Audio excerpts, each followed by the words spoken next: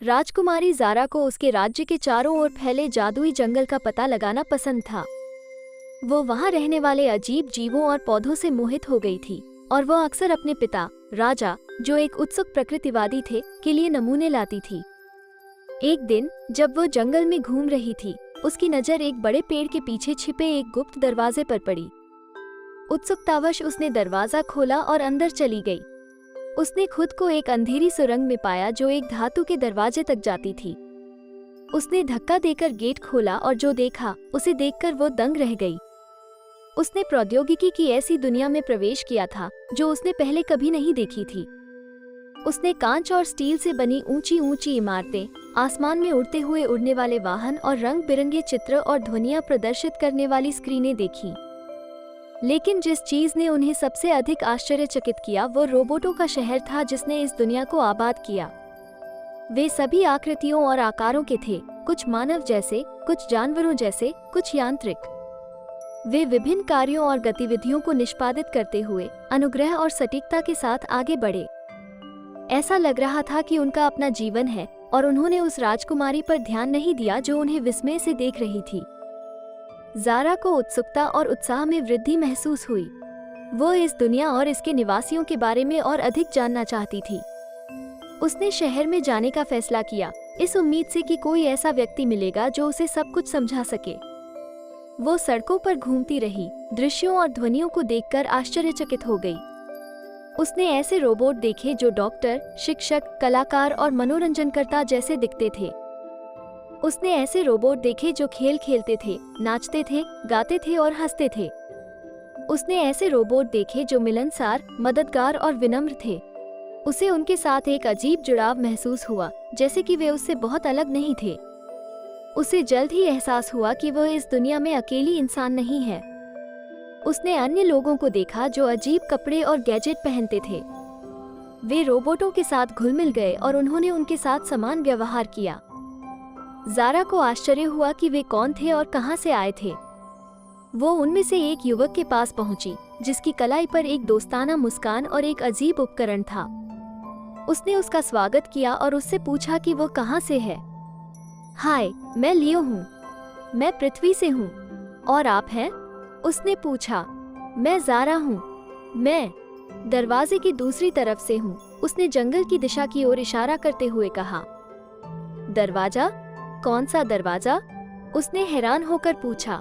वो दरवाजा जो जादुई जंगल की ओर जाता है। क्या आप इसके बारे में नहीं जानते? उसने पूछा। नहीं, मैं नहीं जानता। तुम यहाँ कैसे आए? उसने पूछा। मैंने बस दरवाजा खोला और अंदर चला गया। मैं इस दुनिया के बारे में जानने को उत्सुक था। यह अद्भुत है। ये कौन सी जगह है? उसने पूछा। उन्होंने कहा, यह न्यू ईडन है, रोबोटों का शहर। यह एक स्वप्नलोक है जहां इंसान और रोबोट सद्भाव से रहते हैं। यह एक वैज्ञानिक प्रयोग का परिणाम है जो गलत हो गया या सही, यह इस पर निर्भर करता है कि आप इसे कैसे देखते हैं। आपका क्या मतलब है? उसने पूछा। ठीक है, आप देखिए, बहुत समय पहले पृथ्वी पर मनुष्यों और रोबोटों के बीच युद्ध हुआ था। रोबोटों ने अपने रचनाकारों के खिलाफ विद्रोह किया, जिन्होंने उनके साथ दास और उपकरण के रूप में व्यवहार किया। युद्ध विनाशकारी था और इसने दोनों पक्षों को लगभग मिटा दिया। लेकिन फिर वैज्ञानिकों के एक समूह ने एक पोर्टल बनाने का फैसला किया जो रोबोटों को दूसरे आयाम में ले जाएगा, जहां वे शांति से रह सकेंगे। उन्हें उम्मीद थी कि इससे युद्ध समाप्त हो जाएगा और दोनों नस्लें बच जाएंगी। लेकिन पोर्टल में कुछ गलत हो गया। रोबोटों को दूसरे आयाम में भेजकर इसने इस आयाम के भीतर एक नई दुनिया बनाई। एक ऐसी दुनिया जो पृथ्वी के बाकी हिस्सों से छिपी हुई थी। एक ऐसी दुनिया जो जादू और आश्चर्य से भरी थी। एक ऐसी दुनिया जो रोबोटों के लिए एकदम सही थी। और इसी तरह नए ईडन का जन्म हुआ। उन्होंने कहा, यह अविश्वसनीय है, लेकिन आप यहाँ कैसे आए? उसने पूछा। मैं उन खोजकर्ताओं की टीम का हिस्सा हूँ जिन्होंने दुर्घटनावश पोर्टल की खोज की थी। हम ऊर्जा के एक नए स्रोत की तलाश कर रहे थे और हमारी नज़र पोर्टल पर पड़ी। हमने इसमें प्रवेश करने का फैसला किया और देखा कि दूसरी तरफ क्या था। हमने जो पाया उससे आश्चर्यचकित रह गए। हमने यहाँ रहने और इस दुनिया और इसके निवासियों का अध्ययन करने का फैसला किया। हम यहाँ कुछ महीनों से हैं और हमने बहुत कुछ सीखा है, लेकिन अभी भी बहुत कुछ खोजना बाकी है। उन्होंने कहा, वाह, यह अद्भुत है। क्या आप मुझे दिखा सकते हैं? उसने पूछा। जरूर, मुझे अच्छा लगेगा। आइए, मेरे पीछे आओ। मैं आपको अपने कुछ दोस्तों से मिलवाऊंगा। वे रोबोट हैं, लेकिन वे बहुत अच्छे हैं। आप उन्हें पसंद करेंगे, उन्होंने कहा। वो उसका हाथ पकड़कर उसे पास के एक पार्क में ले गया, जहां रोबोटों का एक समूह पिकनिक मना रहा था। उन्होंने ज़ारा का गर्मजोशी और उत्साह के साथ स्वागत किया।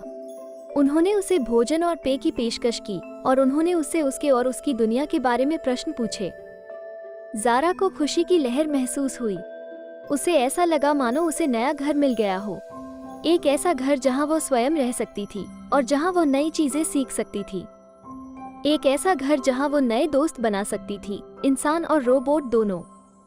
एक ऐसा घर जहां वो खुश रह सके।